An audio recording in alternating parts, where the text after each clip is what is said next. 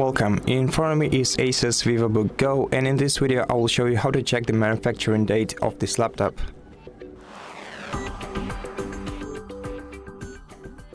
So the manufacturing date of your laptop is written down on the back cover of your device. So first of all, let me close the lid and turn the back side of the laptop to face you.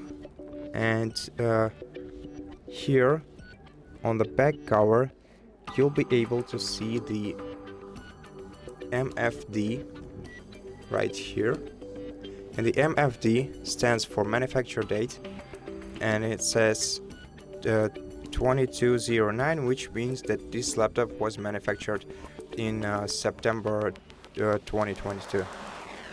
And that's it. Thank you for watching this video. If you liked it, consider subscribing to our channel, leave us a like and a comment below, and I'll see you in the next one.